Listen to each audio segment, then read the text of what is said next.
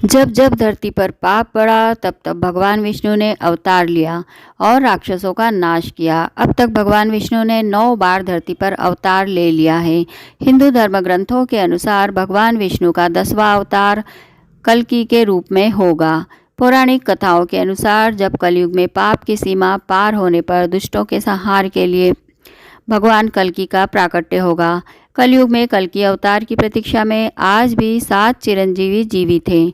तो अब जानते हैं उन 7 चिरंजीवियों के बारे में। वे कब और कैसे भगवान विष्णु के कल्कि अवतार से मिलेंगे। इन 7 चिरंजीवियों में सबसे पहले नंबर पर आते हैं राम भक्त हनुमान। माता सीता ने हनुमान जी को चिरंजीवी होने का वरदान दिया था और भगवान राम ने उन्हें कलयुग के अंत तक धर्म और राम कथा का प्रचार करने की आज्ञा दी थी। हनुमान जी के जीवित होने के प्रमाण आज भी कई जगहों पर मिलते हैं। महाभारत के वन पर्व अध्याय 151 के अनुसार एक बार जब द्रौपदी के लिए भीम पुष्प लेने गंधमादन पर्वत जा रहे थे तब उनकी मुलाकात हनुमान जी से हुई थी। कलयुग के अंत में जब पाप की सीमा बढ़ जाएगी और भगवान कल्कि धरती पर अवतरित होंगे तो भगवान बजरंगबली फिर एक बार भगवान कल्कि के रूप में श्री राम भगवान के दर्शन करेंगे और उनकी मदद करेंगे। चिरंजीवी महापुरुषों की सूची में दूसरा नाम परशुराम जी का आता है। परशुराम जी भगवान विष्णु के 6ठे अवतार हैं और चिरंजीवी होने के चलते उनके भी प्रमाण महाभारत काल में मिले थे। भगवान शिव ने परशुराम जी को क्षत्रिय युद्ध कला के तरीके सिखाए। एक शक्तिशाली राजा द्वारा अपने पिता की हत्या के बाद सभी क्षत्रियों का नाश करने की उन्होंने प्रतिज्ञा ली थी।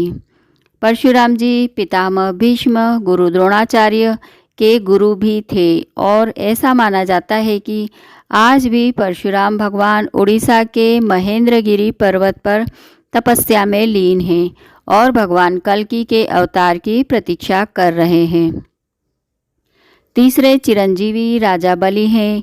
राजा बलि जिन्होंने दैत्य साम्राज्य पर शासन किया, उनके दादा श्री विष्णु भक्त प्रहलाद थे जिन्होंने बलि का पालन पोषण किया और उन्हें भक्ति की शिक्षा दी।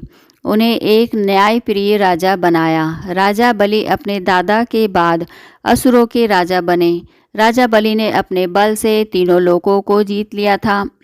अपने प्रभुत्व को बनाए रखने के लिए राजा बलि ने गुरु शुक्राचार्य के कहने पर अश्वमेघ यज्ञ करवाया। वे बड़े ही दानवीर दानशील राजा भी थे जिनका उन्हें घमंड आ चुका था। पौराणिक कथाओं के अनुसार फिर भगवान विष्णु ने राजा बलि के घमंड को चूर करने के लिए वामन अवतार लिया था। एक बार राजा बलि के यज्ञ में भगवान वामन शामिल हुए। यज्ञ के दौरान सभी ब्राह्मण अपने लिए राजा बलि से कुछ ना कुछ मांग रहे थे। तब भगवान वामन ने 3 पग भूमि राजा बलि से मांगी। राजा बलि और सभी ब्राह्मण हंस पड़े। राजा बलि ने कहा कि आप अपने लिए 3 पग भूमि मांग रहे हैं जो कि बहुत कम है, कुछ और बड़ा मांगिए। लेकिन वामन भगवान अपनी मांग पर ही डटे रहे। तब राजा बलि ने कहा कि आप जहाँ चाहो वहाँ की भूमि ले लीजिए। तब वामन भगवान ने अपना विराट स्वरूप धर लिया और एक पग में देवलोक, दूसरे पग में पृथ्वीलोक, पाताल लोक नाप लिए। इसके बाद उन्होंने कहा कि तीसरा पग वे कहाँ रखें, जिस पर राजा बलि ने अपना सिर आगे कर दिया और वामन देवता ने राजा बलि के सिर पर पैर रख दिया, उन्हें पाताल लोक भेज दिया। ऐसा माना जाता है कि आज भी राजा बलि पाताल लोक में हैं और वे भी अपनी मुक्ति के लिए कल्कि अवतार की प्रतीक्षा कर रहे हैं। अगले चिरंजीवी है लंकापति विभीषण। विभीषण ऋषि विश्रवाह के पुत्र और रावण के छोटे भाई थे। वे एक धर्मपरायण व्यक्ति थे। विभीषण श्री राम जी के अनन्य भक्त थे। रावण द्वारा लंका से निकाले जाने के बाद विभीषण भगवान राम की सेवा में चले गए थे। रावण के अधर्म का अंत करने के लिए उन्होंने धर्म का साथ दिया। रावण पर राम की जीत के बाद विभीषण को लंका का राजा बनाया गया था।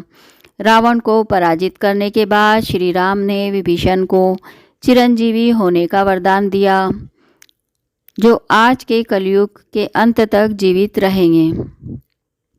विभीषण के जीवित होने के प्रमाण रामायण काल के बाद महाभारत काल में भी मिले थे।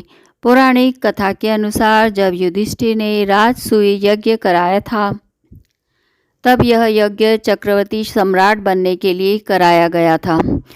उस यज्ञ के दौरान सहदेव की विभीषण से मुलाकात हुई थी। कलयुग में विभीषण कहाँ है यह किसी को नहीं पता, पर उन्हें भी इंतजार है कल्कि अवतार का, अपने प्रभु श्री राम से मिलने का। पांचवें चिरंजीवी हैं अश्वत्थामा, जो गुरु द्रोणाचार्य के पुत्र हैं। वे आज भी इस धरती पर मुक्ति के लिए भटक रहे हैं। महाभारत के युद्ध में अश्वत्थामा ने कौरवों का साथ दिया था। ब्रह्मास्त्र चलाने के कारण अश्वत्थामा को श्री कृष्ण ने कलयुग के अंत तक भटकने का श्राप दिया था। कई मान्यताओं के अनुसार मध्य प्रदेश के असीरगढ़ किले में मौजूद प्राचीन शिव मंदिर में अश्वत्थामा हर दिन भगवान शिव की पूजा करने आते हैं। वे आज भी आते हैं ऐसा कहा जाता है, और वे भी कल्कि अवतार की प्रतीक्षा कर रहे हैं। कहा जाता है कल्कि अवतार के समय अश्वत्थामा का एक अहम कार्य होगा, जो आने वाली पीढ़ियां याद रखेगी। छठे चिरंजीवी महापुरुष हैं महर्षि व्यास, जो महर्षि वेद व्यास के नाम से जाने जाते हैं, क्योंकि उन्होंने ही चारों वेद, महाभारत, 18 पुराण और गीता लिखी थी। महर्षि वेद व्यास ने भगवान गणेश से महाभारत लिखने का अनुरोध किया था। हिंदू धर्म ग्रंथों के अनुसार महर्षि व्यास चिरंजीवी है, जिन्होंने मानवता की मदद के लिए कलयुग के अंत तक पृथ्वी पर रहने का फैसला किया है। गुरु पूर्णिमा का दिन उन्हीं को समर्पित होता है।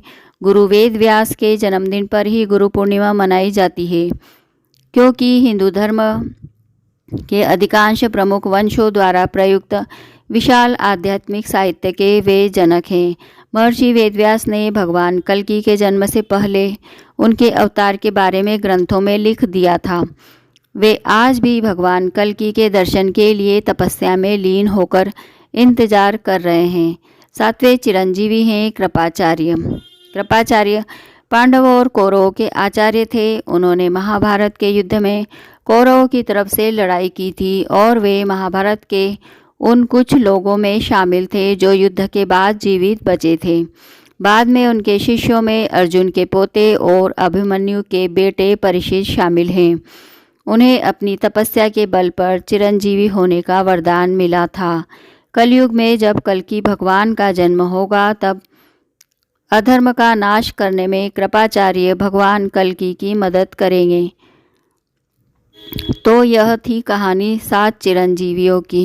यही 7 चिरंजीवी भगवान कल्कि के अवतार की प्रतीक्षा में हैं और उस समय भगवान कल्कि की मदद करेंगे। धन्यवाद।